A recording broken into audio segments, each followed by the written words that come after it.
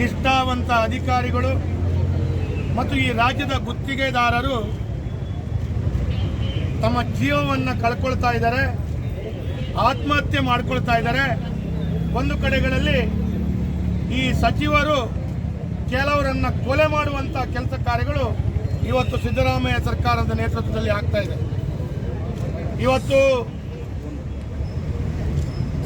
ಭಾರತೀಯ ಜನತಾ ಪಾರ್ಟಿ ಸರ್ಕಾರ ಇದ್ದಂಥ ಸಂದರ್ಭದಲ್ಲಿ ಬಹಳಷ್ಟು ಆರೋಪಗಳನ್ನು ಮಾಡಿದರು, ಬಹಳಷ್ಟು ವಿಚಾರಗಳನ್ನು ಚರ್ಚೆ ಮಾಡಿದರು.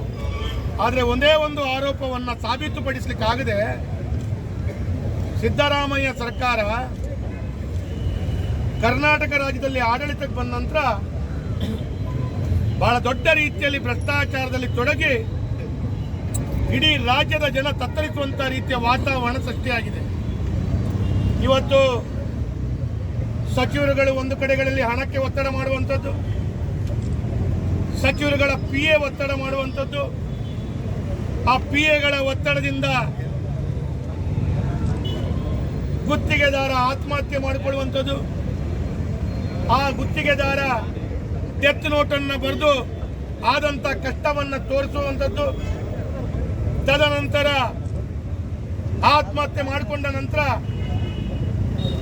ಒಂದಲ್ಲ ಎರಡಲ್ಲ ಇಂಥ 7-8 ಘಟನೆಗಳಾದ ನಂತರ ಕೂಡ ಕಾಂಗ್ರೆಸ್ ಸರ್ಕಾರ ಏನು ಹೇಳ್ತಾ ಇದೆ ಅಂತ ಹೇಳಿದ್ರೆ ಆ ಗುತ್ತಿಗೆದಾರನ ತಪ್ಪು, ನಮ್ಮ ಮಂತ್ರಿಗಳ ಯಾರ್ದೂ ತಪ್ಪಿಲ್ಲ, ನಾವು ಬಹಳ ಸಾಬೀತು ವ್ಯಕ್ತಿಗಳು ಅಂತ ಹೇಳುವಂಥದ್ದು ಇವತ್ತು ಹೇಳ್ತಾ ಇದ್ದಾರೆ.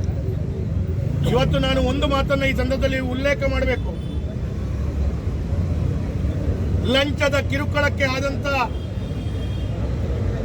ಜೀವನವನ್ನು ನಡೆಸಲಿಕ್ಕಾಗದಂತ ಪರಿಸ್ಥಿತಿ ಬಂದಾಗ ಆ ಗುತ್ತಿಗೆದಾರ ಆತ್ಮಹತ್ಯೆ ಮಾಡಿಕೊಳ್ಳದೆ ಇನ್ನೇನು ಮಾಡಿಕೊಳ್ಬೇಕು?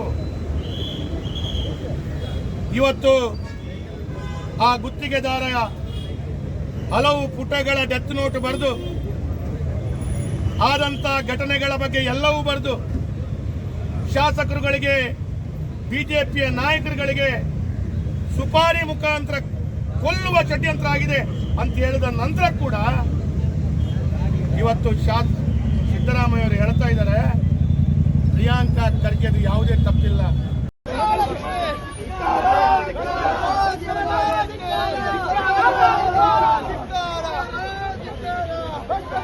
Let's go!